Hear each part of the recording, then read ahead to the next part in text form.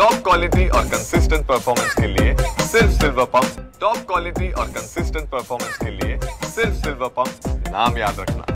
1 जूनला Republican party of इंडियाचं राज्यव्यापी अधिवेशन हे ठाणे या ठिकाणी ठेवलेलं आहे आणि त्या अधिवेशनामध्ये रिपब्लिकन पक्ष व्यापक करण्याच्या संबंधामध्ये चर्चा होणार आहे।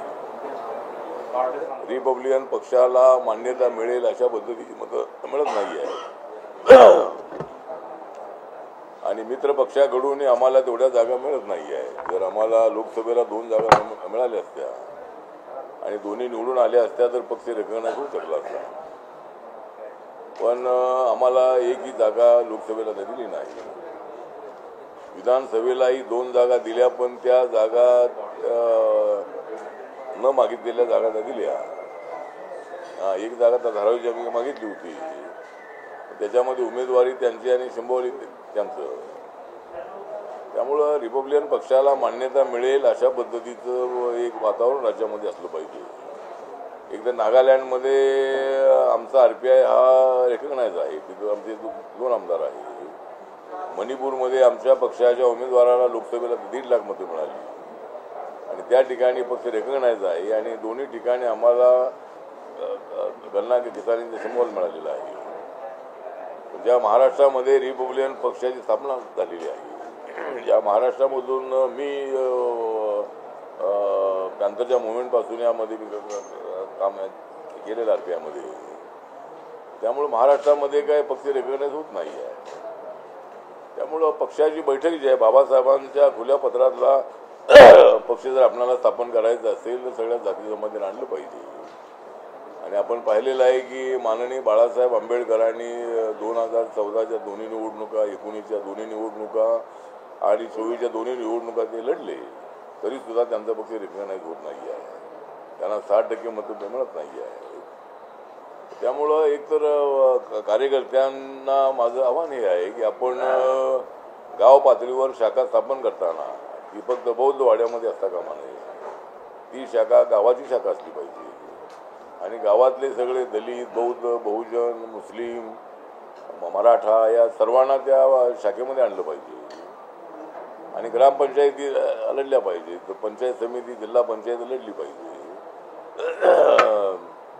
ज्या पद्धतीने शिवसेना मुंबईमध्ये स्थापन झाली आणि पॅंथर सुद्धा मुंबईमध्ये स्थापन झाली होती, पण शिवसेना ही गावागावामध्ये पोचली, तसं आमचा पक्ष गावागावामध्ये आहे, पण पॉलिटिकल निवडून येण्याची ताकद आमची अजिबात नाही। त्यामुळं कार्यकर्त्यांनी आता विचार करायचा आहे की तरुणांच्या हातामध्ये नेतृत्व देणं आवश्यक आहे। पॅंथरच्या काळामध्ये मी पाहिलं आहे की तरुण या मुवमेंटमध्ये आले आणि एक मुवमेंट फार जबरदस्त अशी उभी राहिली, तरी पण आमच्या शाखा त्यावेळेला होत्या, आताही आहे, पण मतं मिळत नाहीत अशी परिस्थिती आहे। त्यामुळे पॉलिटिकल पक्ष चालवायचा असेल तर मतांचा पक्ष असला पाहिजे आणि त्यासाठी गंभीरपणे आम्ही त्याच्यामध्ये विचार करणार आहोत। एकतर महाराष्ट्रामध्ये जे सरकार स्थापन झालेलं आहे देवेंद्र फडणवीस त्यांचं काम अत्यंत चांगलं चालू आहे, निर्णय अत्यंत चांगले होत आहे। लाडक्या बहिणींना जाहीर केलेले 2100 रुपये सध्या त्यांना देणं थोडं अडचणीचं असलं तरी जाहीर केल्याप्रमाणे 21 रुपये त्यांना मिळावे।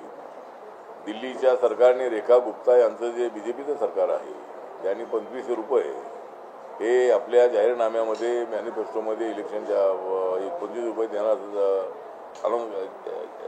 केलं होतं आणि दिल्लीच्या सरकारने मात्र 25 रुपये महिन्याला देण्याचा निर्णय घेतलेला आहे आणि त्या महिलांमध्ये फार मोठी काटछाट होऊ नये आणि सरकारने दिलेले आश्वासन आहे, त्यामुळं महिलांनी भरपूर मतदान केलेलं आहे। दलित बौद्धांनी मोठ्या प्रमाणावर मतदान केलेलं आहे, त्यामुळं सरकारने दलित बौद्धांच्या प्रश्नांकडे लक्ष दिलं पाहिजे। एक तर सोमनाथ सूर्यवंशी यांचा पोलिसांच्या मारहाणीमध्ये मृत्यू झालेला असताना सुद्धा सरकारच्या वतीनं किंवा होम डिपार्टमेंटच्या वतीनं पोलिसांवर कारवाई झाली नाही।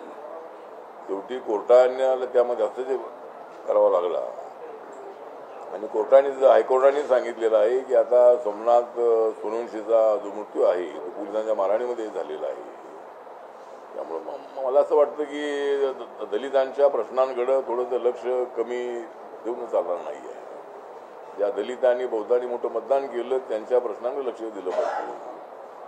आणि महिलांनी एवढं मतदान केलेलं असल्यामुळं त्या महिलांना 25-21 रुपये देण्याचा जो निर्णय किंवा जे आश्वासन आहे ते कोल्हापूरच्या पहिल्या सभेमध्ये महायुतीच्या सभेमध्ये माननीय मुख्यमंत्री एकनाथ शिंदे यांनी जाहीर केला होता. त्यामुळं जरी थोडासा ताण पडेल आपल्या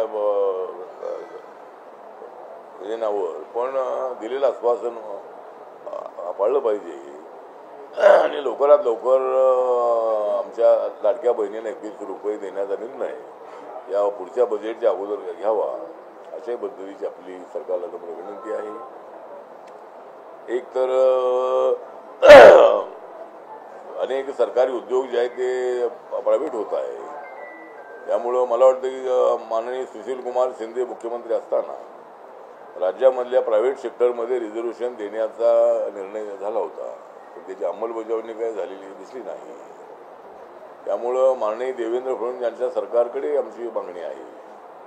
राज्यातल्या प्रायव्हेट सेक्टरमध्ये दलित आदिवासींना आरक्षण मिळालं पाहिजे, EWSला आरक्षण मिळालं पाहिजे, OBCला आरक्षण मिळालं पाहिजे. आणि आरक्षण देताना त्या कॅटेगरीचा माणूस असेल तरच ती जागा मिळणार आहे. म्हणजे कोणाला त्या ठिकाणी भराचं आमचं म्हणणं अजिबात नाही. क्वालिफाईड असणारा जो व्यक्ती आहे त्यालाच त्या ठिकाणी घ्या. आणि दलित समाजामध्ये, बौद्ध समाजामध्ये आणि सगळ्या समाजामध्ये शिकलेल्या तरुणांची मोठी संख्या आहे. त्यामुळं एक राज्य सरकारने प्रायव्हेट सेक्टरमध्ये रिझर्वेशन देण्याचा निर्णय घ्यावा आणि त्यासाठी एकदा RPIचं शिष्टमंडळ मुख्यमंत्र्यांना भेटणार आहे. आणि दुसरी एक आमची मागणी अशी आहे की पीपल्स एज्युकेशन सोसायटी बाबासाहेबांनी स्थापन केलेली सोसायटी आहे आणि पूर्वीच्या औरंगाबादमध्ये आणि आताच्या छत्रपती संभाजीनगरमध्ये या ठिकाणी कॉलेजेस मोठ्या प्रमाणामध्ये बिल्डिंग आहे, फार जुन्या बिल्डिंग आहे. त्याचं रिन्युएशन करणं किंवा नवीन बिल्डिंग बांधल्या पाहिजे आणि त्यासाठी राज्य सरकारने 500 कोटी रुपये ते द्यावे अशी एक आपली मागणी आहे. त्यासाठी मुख्यमंत्र्यांना मी सांगणार आहे की दोन वर्षाच्या 2-3 वर्षाच्या बजेटमध्ये 2-3 वर्षाच्या त्याची तरतूद 150 कोटी रुपये करावी आणि आम्हाला सगळ्या बिल्डिंग आहे त्याचं रिन्युएशन केलं पाहिजे. छत्रपती संभाजीनगरमध्ये एक हॉस्टेल अत्यंत उत्कृष्ट असलं पाहिजे. हॉस्टेलची अवस्था अत्यंत चांगली नाही. आणि आता मी PE सोसायटीचा चेअरमन म्हणून मला कोर्टाने नंतर चॅरिटी कमिशनरनी एज्युकेशन डिपार्टमेंटने मान्यता दिलेली आहे. आणि कसलाही वाद न करता आपणाला या ठिकाणी एक मेडिकल कॉलेज असावं अशाही पद्धतीची आपली इच्छा आहे. जवळजवळ 180-82 एकर जमिनीचा सगळा परिसर आहे आणि याचं सगळं चांगलं रिन्युएशन करणं अत्यंत आवश्यक आहे. बाबासाहेबांच्या पदस्पर्शाने पावन झालेला तो सगळा एरिया आहे. आणि त्यामुळं एक आपल्या जवळजवळ आपल्या संस्थेमध्ये 1 लाख विद्यार्थी, 1 लाखापेक्षा जास्त विद्यार्थी आहे. त्यामध्ये छत्रपती संभाजीनगर आहे, मुंबई आहे, पुणे आहे, बेंगलोर आहे, पंढरपूर आहे, महाड आहे, अशा ठिकाणी कॉलेजेस सगळे आहे. आणि अजून त्याच्यामध्ये व्याप्ती करण्याचा आमचा विचार आहे. म्हणजे अनेक फॅकल्टी सुरू करण्याचा विचार आहे. त्यानंतर नवीन एक कल्पना आमची अशी आहे की भाऊराव पाटील यांनी जसं कमवा आणि ते शिका अशा पद्धतीच्या भूमिकेतून अनेक शाळा कॉलेज सुरू केली आणि मुलं त्या ठिकाणी जॉब करायचे. तर अशा पद्धतीनं त्याच प्रेमासिसमध्ये असं एक प्रेमासिस तिथं असावं की मुलांना 1-2 तास त्यांनी त्या ठिकाणी काम करून महिन्याला त्यांना 5-10 हजार रुपये मिळतील आणि त्याच्यातून ते आई वडिलांना 2-3 हजार रुपये वाटवू शकतील. त्याचा मेमेजचा खर्च आहे ते करतील. अशा पद्धतीनं एक आमची संकल्पना आहे की गरीब विद्यार्थी 90% 95% मार्क मिळवता, पण अनेक वेळेला त्यांना शहरामध्ये मोठ्या जाता येत नाही आहे. त्यामुळे असा एक कोणत्या ठिकाणी हा प्रोजेक्ट करायचा असा विचार आमचा आहे. जर सरकारने आम्हाला ते 100 एकर जागा दिली त्याच्यामध्ये असा एखादा प्रोजेक्ट राबवण्याचा आमचा प्रयत्न आहे. आणि दुसरा विषय जो आहे तो सध्या औरंगजेबाच्या कब्रस्थानावरून मोठा वाद सुरू आहे. मला असं वाटतं की याला 500-600 वर्ष होऊन गेलेली आहे या पाचशे औरंगजेबाबद्दल कुणाला प्रेम असण्याचं कारण अजिबात नाही आहे. इथल्या मुस्लिमांना माझं आव्हान आहे की आपली अवलाद ही औरंगजेबाची नाही. आपण मुस्लिम आहात ते पूर्वी सगळे हिंदू असणारी मुस्लिम आहात आणि औरंगजेबाची आणि मोगलांशी आपला काही तसा संबंध नाही आहे. त्यामुळे मोगलांना इथं गाडलेलं गेलं आहे. छत्रपती शिवाजी महाराजांनी मोगलांच्या बरोबर मोठा संघर्ष केलेला आहे आणि त्यामुळंच आपल्याला खरी आझादी मिळालेली आहे. आणि म्हणून छत्रपती संभाजी महाराजांनी तर एक जबरदस्त अशा पद्धतीचं कर्तृत्व केलेलं आहे. मी कुणासमोर मान झुकवणार नाही, औरंगजेबाच्या धमक्याला घालणार नाही अशी ताटर भूमिका घेणाऱ्या छत्रपती संभाजीराजांचा क्रूरपणे हत्या केलेली आहे. आणि आपल्याला माहीत आहे की भीमा कोरेगाव हे पुणे जिल्ह्यामध्ये आहे. त्या ठिकाणी वडू नावाचे गाव आहे. त्या वडू गावामध्ये एक गोविंद महार होता. एवढ्या औरंगजेब यांनी छत्रपती संभाजीराजांवरती हल्ला करून त्यांच्या अंगाचे चलबिचल झालेली होती अंग. तर गोविंद महार नावाचा पैलवान होता आमचा आणि त्यांनी जाऊन ते सगळी बॉडी जी होती ती अस्ताव्यस्त झालेली ती बरोबर केली. त्यानंतर त्या वडू गावामध्ये त्यांचा अंत्यविधी झाला होता. त्या ठिकाणी संभाजी महाराजांचा पुतळा स्मारक तिथं आहे. तर आपली मागणी अशी आहे की आता विनाकारण हा विषय उकरून काढू. मला वाटतं हा काही हिंदू मुस्लिमांचा विषय अजिबात नाही आहे. औरंगजेब चांगला ॲडमिनिस्ट्रेटर होता असं म्हणणं अत्यंत चुकीचं आहे. औरंगजेब क्रूर होता, औरंगजेब हरामखोर होता, परंतु त्याची कबर जी आहे ती त्याला इथं आम्ही काढलेलं आहे. या सगळ्या मोगलांना इथून आम्ही हाकलून लावलेलं आहे. याची स्मृती असावी किंवा म्हणून आता मला असं वाटतं की एवढ्या दिवसामध्ये काही मागणी झाली नाही. शाबा चित्रपट पाहिल्यानंतर लोकांनी ज्या वेळेला हे चित्रपट पाहिलं की औरंगजेबाने कशी त्यांची हत्या केलेली आहे त्यामुळं लोकांच्या भावना भडकल्या. साहजिक आहे, भावना भडकल्या, त्यामध्ये चुकीचं अजिबात नाही आहे. पण ती कबर हटवा या मागणीला आमचा पाठिंबा नाही. आमचं म्हणणं असं आहे की तिथं कबर जे आहे ती असावी. पण छत्रपती संभाजीराजांचं मोठं स्मारक जे आहे जे संगमेश्वरला सरकारने अनाऊन्स केलेलं आहे तिकडे करावं. पण ज्या छत्रपती संभाजीनगर हे नाव जे आहे हे काँग्रेसच्या काळामध्ये दिलं गेलं नाही. माननीय उद्धव ठाकरे मुख्यमंत्री असताना त्यांना सुद्धा हा निर्णय घेता आला नाही. पण एकनाथ शिंदे मुख्यमंत्री झाल्यानंतर ताबडतोब या शहरात औरंगाबाद जिल्ह्याला छत्रपती संभाजीनगर जिल्हा हे नाव देण्याचा निर्णय घेण्यात आला. आणि त्यामुळं संभाजीराजांचं जे स्मारक आहे ते भव्य दिवस स्मारक इथं संभाजीनगरमध्ये असावं अशी आपली मागणी आहे. की कबर हटवू नका, पण संभाजीराजांची स्मृती आहे, संभाजीराजांचं मोठं स्मारक जे आहे हे या ठिकाणी असावं अशी एक आपली मागणी आहे. आणि त्या दृष्टिकोनातून सर्वांनी नागपूरमध्ये घडलेलं आहे. ज्या लोकांनी प्री प्लॅन करून तिथं दंगल घडवली त्यांना अद्दल घडवण्याचं काम तर शासनाच्या वतीने होणारच आहे. परंतु त्या ठिकाणी जे आरोपी सगळे पकडण्यात आलेले आहे, बांगलादेशची कनेक्शन होतं अशा पद्धतीची काहीतरी माहिती येते जी काय असेल त्याची संपूर्ण चौकशी पोलिसांनी करावी आणि दंगल करणाऱ्यांना कठोर शिक्षा झाली पाहिजे अशी आपली मागणी आहे. आणि हिंदू समाजाला माझं निवेदन आहे की आपण शांत राहिलं पाहिजे. विनाकारण विषय उकरून आपण महाराष्ट्रामध्ये अशांती निर्माण करता कामा नये अशी आपली या संबंधातली भूमिका आहे. त्यांच्या भावनांशी आम्ही सहमत आहोत. पण कबर जी आहे ती कबर इथून उकरून काही त्याचा उपयोग होणार नाही आहे. अयोध्येमध्ये बाबरी मस्जिद होती ती डिमॉलिश झाली, तिथं आता राम मंदिर झालेलं आहे. त्यामुळे आपण थोडं समाधान मानलं पाहिजे की तिथं एवढा मोठा विषय होता 500 वर्षाचा. त्यामुळं आणि प्रत्येक ठिकाणी ज्या ठिकाणी मस्जिद आहे तिथं खाली मंदिर होतं, ज्या ठिकाणी मस्जिद आहे तिथं मंदिर होतं आणि मंदिराच्या खाली बुद्ध मंदिर होतं. 2500 वर्षापूर्वी सर्व देश बौद्धमय होता. सगळं सम्राट अशोकानंतर सगळ्या देशातली मंदिरं बुद्धाची मंदिरं होती. आणि नंतर शंकराचार्यांनी हिंदू धर्म स्थापन केल्यानंतर सगळ्या देशामध्ये हिंदू धर्म पसरला.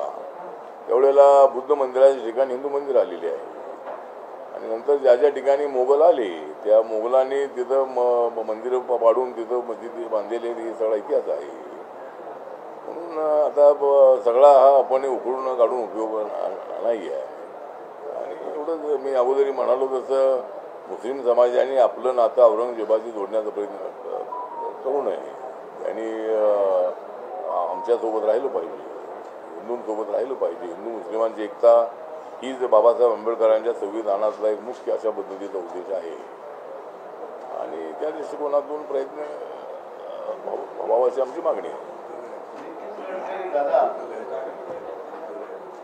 आणि दुसरा विषय महाबोधी महाविहार जे आहे हे सध्या महाराष्ट्रामध्ये आणि देशभर आंदोलन सुरू आहे. बोधगया या ठिकाणी बौद्ध भिक्खूंचं आंदोलन सुरू आहे. आणि 1949 मध्ये बिहार विधानसभेचा कायदा आहे. त्या कायद्यामध्ये जो महाबोधी महाबुद्ध विहाराचा जो ट्रस्ट आहे त्याच्यामध्ये 4 बुद्धिस्ट आणि 4 हिंदू आणि कलेक्टर जो असेल हिंदू तो त्याचा चेअरमन. मुस्लिम कलेक्टर आला तर त्याचा चेअरमन नाही असं काय तो त्यामध्ये पॉलिलॉजमध्ये आहे. तर आमची मागणी अशी आहे की कलेक्टर हिंदू असेल, दलित असेल, आदिवासी असेल किंवा मुस्लिम असेल, ख्रिश्चन असेल किंवा कोणी असेल तर तो चेअरमन असलाच पाहिजे. आणि जे 4 हिंदू मेंबर जे त्यामध्ये आहेत ट्रस्टीचे त्यांना काढून त्या ठिकाणी सगळे ट्रस्टी बौद्ध असावे आणि ते बौद्ध मंदिर जे आहे ते आमच्या ताब्यामध्ये द्या अशा पद्धतीची बौद्ध समाजाची आग्रही मागणी आहे. मी 28, 29 आणि 30 3 दिवस मी बिहारमध्ये आहे. बोधगया आणि पटण्यामध्ये मी जाणार आहे आणि माननीय नितीश कुमार यांची भेट घेणार आहे. त्यानंतर राज्यपालांची भेट घेणार आहे, बौद्ध भिक्खूंना भेटणार आहे. आणि हा विषय लवकरात लवकर सुटावा अशा पद्धतीची आमची मागणी आहे. आणि कुणीतरी याच्यामध्ये पॉलिटिकल आणून हा निर्णय नरेंद्र मोदीजी घेत नाहीत किंवा हेच घेत नाहीत आणि अशा पद्धतीची भावना मनात आणू नये. ही अनेक वर्षांपासूनचा विषय आहे. एवढ्या काँग्रेसची सरकार होती, आता अलीकडे नंतर लालू प्रसादचं सरकार आलं, रबडी देवीचं सरकार आलं, नितीश कुमार 4 वेळेला 5 वेळा मुख्यमंत्री झाले आणि आता BJPच्या सरकारमध्ये आता BJP आणि ते NDA सरकार त्या ठिकाणी आहे. तरी आमची मागणी आग्रही मागणी अशी आहे की नितीश कुमार यांनी याचा विचार करावा. आणि जर दुसऱ्या धर्माच्या ट्रस्टमध्ये जर आमचा बौद्ध माणूस नाही तर मग बौद्ध धर्माच्या ट्रस्टमध्ये इतरांना घेऊ नये आणि त्या कायद्यामध्ये बदल करण्याचा निर्णय हा नितीश कुमार यांच्या कॅबिनेटने घ्यावा. त्याचं बिल तयार करावं आणि दोन्ही सभागृहामध्ये ती बिल पास करावं अशी आमची या संबंधाची मागणी आहे. आणि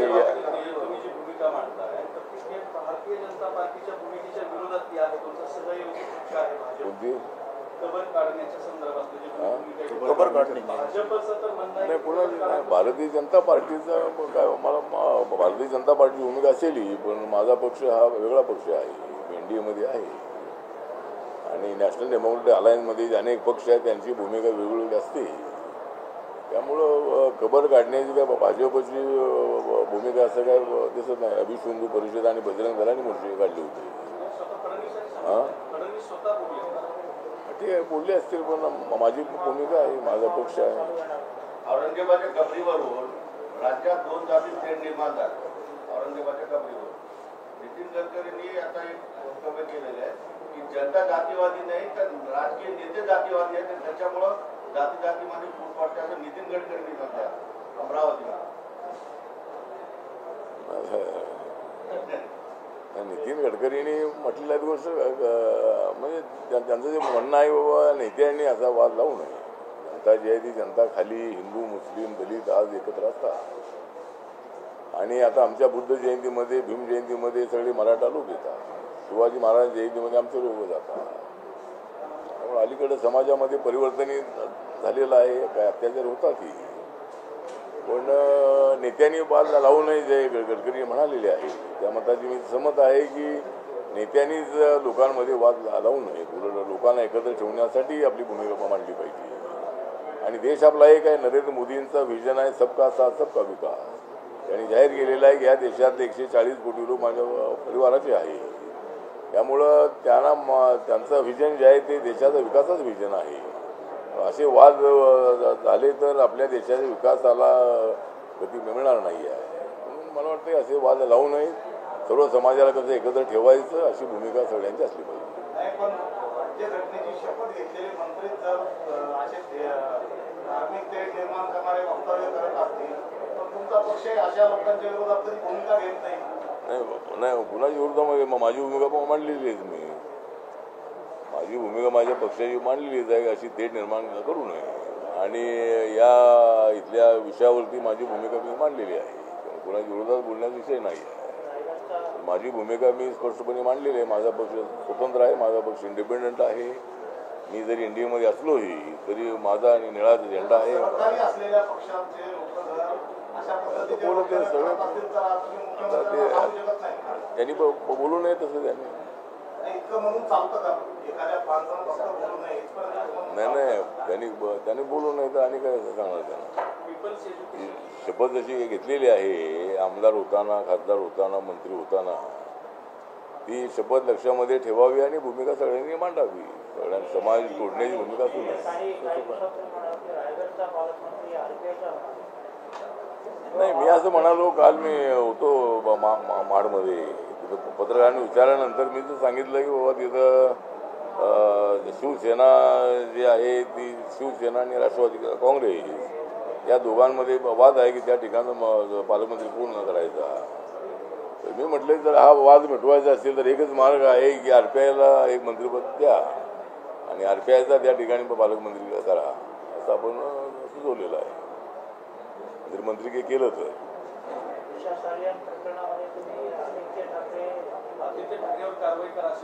नाही, माझी भूमिका अशी मी मांडली की दिशा सालियनचा 5 वर्षापूर्वी तिचा मृत्यू झाला आणि त्यावेळेपासून ही चर्चा होती की तिनं आत्महत्या केली की तिला मारलेलं आहे. तर आता तिच्या वडिलांनीच पत्र दिलेलं आहे, त्यामध्ये 3 लोकांची नावं आहेत, त्यामध्ये आदित्य ठाकरेचंही नाव आहे. मी असं म्हटलं होतं की निपक्षपातीपणे चौकशी व्हावी आणि दिशा सालियन हिची हत्या झालेली आहे असं तिच्या आईवडिलांचं म्हणणं असेल तर आता त्याची चौकशी कोर्टामध्ये ते गेल्यानंतर कोर्टाने सांगितलं की चौकशी होणं आवश्यक आहे. त्यामध्ये जे दोषी असतील त्यांना त्यांच्यावर कारवाई झाली पाहिजे. मुद्दाम आदित्य ठाकरे म्हणून कारवाई होऊ नये असं मी मांडलं होतं. आदित्य ठाकरेंच्या बाजूनं की उद्धव ठाकरे बाजूनं असं अजिबात नाही आहे. पण कायद्यापेक्षा कुणी मोठा नाही. त्यामुळं आदित्य ठाकरे असो किंवा कुणी असो त्या तिच्या मृत्यूला किंवा तिचा मृत्यू हा आत्महत्या नसून तिचा खून आहे अशा पद्धतीचं जर चौकशीमध्ये जर संपूर्ण माहिती मिळाली आणि त्याच्यामध्ये ज्यांचा कनेक्शन आहे, संबंध आहे, त्यांच्यावर कारवाई झाली पाहिजे. त्यामध्ये आदित्य ठाकरे असतील किंवा कुणी असतील.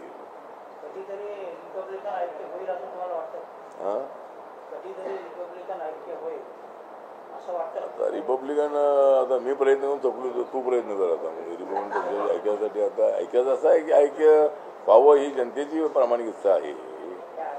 पण फक्त इच्छा असून काय उपयोग नाही. जोपर्यंत बाळासाहेब आंबेडकर हे ऐक्यासाठी पॉझिटिव्ह होत नाही तोपर्यंत ऐक्य होणं अशक्य आहे. आणि मी अनेक वेळेला प्रयत्न केलेला आहे. त्यामुळे मी जर मानले की अनेक वेळेला बाळासाहेबांनी अध्यक्ष व्हावं, मी दुसरं कुठले पद घ्यायला तयार आहे. तर ऐक्य झालं तर समाजाचा फायदा आहे. सामाजिक न्यायाचा जो फंड आहे, निधी आहे, इतर योजनांना वळवण्यात येतो. काय आपला पक्ष काही भूमिका घेताना दिसतच नाही. नाही, फंड नाही म्हणजे सामाजिक न्याय खात्याचा फंड कुठे वळवू नये आणि तशा पद्धतीची मागणी आम्ही केलेली आहे. तसा त्यामध्ये नाही, केंद्रामध्ये असं घडलेलं नाही तर राज्यामध्ये घडलेलं आहे. केंद्रामध्ये अजिबात फंड इकडे तिकडे जात नाही. राज्यातला वळवला असेल, राज्यातला वळवू नये. त्यामध्ये उद्धव ठाकरेंच्या काळामध्ये काय वळवलेलं असेल.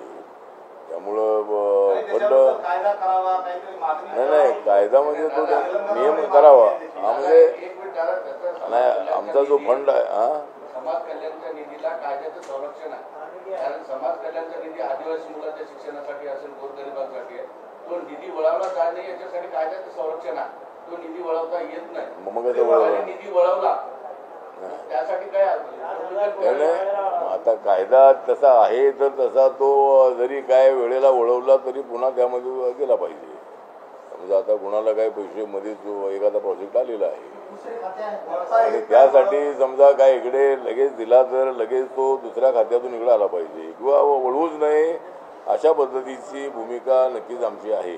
त्यामुळे आपण म्हणता ते 40,000 कोटी जर तो वळवला असेल तर मुख्यमंत्र्यांनी तिकडे लक्ष द्यावं आणि तो आमच्यामध्ये आम्हाला परत करावा. आणि संजय शिरसाट जे आहेत ते संजय शिरसाट यांनी थोडं लक्ष देतील. आणि लाडक्या बहिणीकडे असेल म्हणजे त्यामध्ये आमच्या बहिणी आहेत. लाडक्या बहिणीमध्ये दलित बहिला पण ठीक आहे म्हणजे तो फंड वळवू नये. मुख्य विषय हाच मागणी सूचना हेच आहे की बाबा सामाजिक न्याय खात्याचा फंड इतर ठिकाणी वळवू नये आणि तो वळवू नये अशीच आमची भूमिका आहे.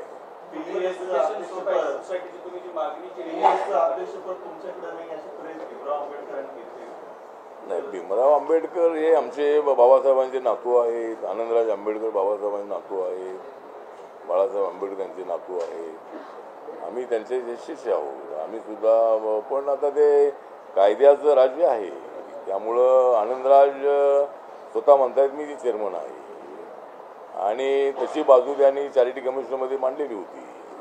SP गायकवाड यांनी त्यांची बाजू प्रकाश आंबेडकरांनी तिथं चॅरिटी कमिशनमध्ये मांडली होती. कारण सगळा अभ्यास करून चॅरिटी कमिशनरनी 2 वेळेला निकाल दिलेला आहे की आठवले त्याचे चेअरमन आहे. आणि त्यानंतर मग ते कोर्टामध्ये गेले आणि कोर्टाने सांगितलेलं आहे की नाही तो जो चॅरिटी कमिशनरचा निर्णय योग्य आहे त्यांनी सांगितलेलं आहे. तर त्यानंतर मग education डिपार्टमेंटनी Chandrakant Dada Patil education minister असताना म्हणजे आता ते आहे मागच्या वेळेला होते त्यावेळेला त्यांनी सगळ्या विषयांची बैठक बोलावून त्यामध्ये सगळा अभ्यास करून लीगल ॲडवाईस घेऊन त्यांनी सांगितलेलं आहे की आठवले हे त्याचे चेअरमन आहे आणि त्यांच्या चेअरमन खालीच हा फी सोसायटीचा कारभार चालला पाहिजे. त्यामुळं मी मागे बोललो होतो आणि आता हे सगळ्या प्रिन्सिपलला माझं सांगणं आहे की प्रिन्सिपल हे आपलेच आहे. ते जरी कुठे इकडे तिकडे गेलेले असले तरी त्यांनी थोडासा कायद्याचा स्टडी करावा आणि त्यांना प्रिन्सिपलवर राहायचं असेल तर त्यांनी आपल्या सह्या घेतल्या पाहिजेत किंवा आपला आदेश मांडला पाहिजे.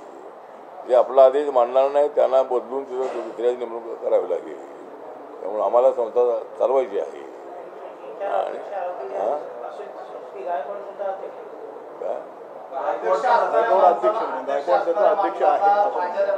नाही मग सांग ना ते सगळे नाही सह्या घ्याव्यात असं म्हटलं नाही मी. तर मी चेअरमन आहे तर माझ्या नेतृत्वाखाली काम केलं पाहिजे. सह्याचा विषय नाही. नाही का वेळ म्हणजे अजून ते आमचं ऐकत नाहीत अजून ते. त्यामुळे ते जर कायद्याच्या प्रमाणे जर मी तिथं अध्यक्ष आहे तर अध्यक्षाच्या नेतृत्वाखाली काम केलं पाहिजे. ते असं बळजबरीनं असं करतील तर त्यांना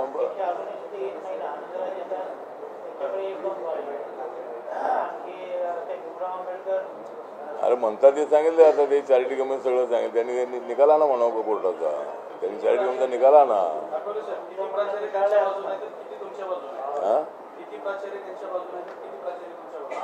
बाजूनं काय तर सगळेच बाजून आहे. बाजून सगळ्यांना बाजूनच राहावं लागेल.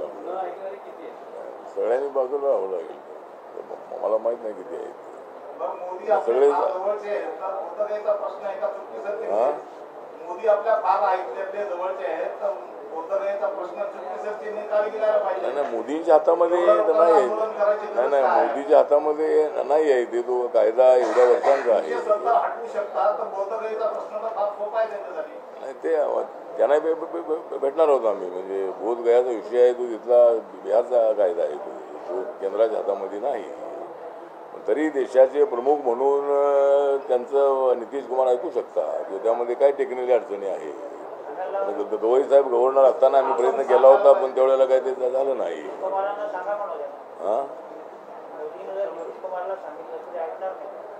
नाही बघू ना आता काय त्यामध्ये ऐकणार नाही काय करू नाही. ठीक आहे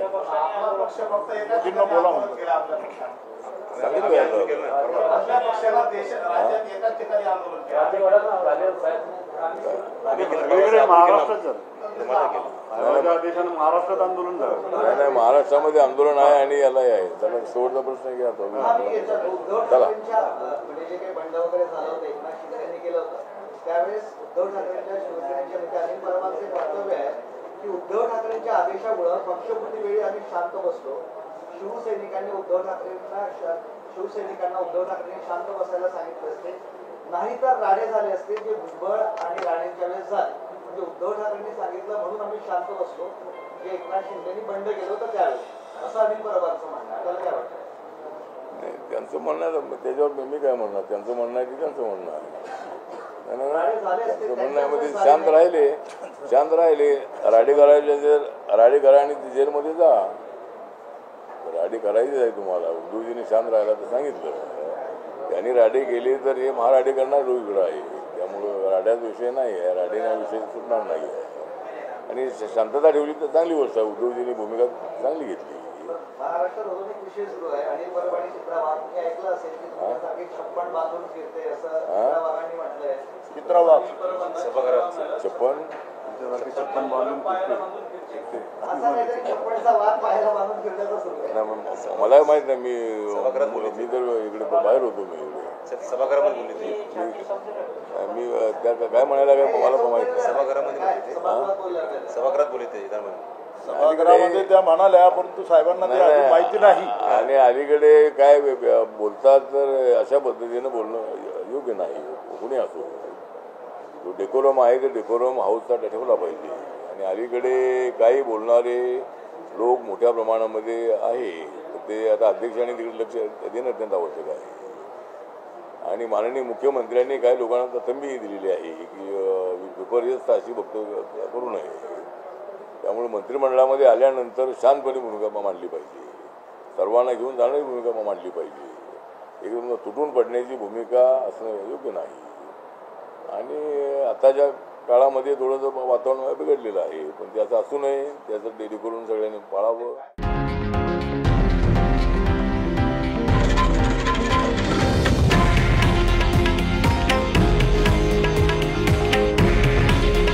हे आहे देशातील नंबर 1 न्यूज नेटवर्क आणि आपण पाहत आहात TV9 मराठी. काळजी तुमची, हित महाराष्ट्राचं.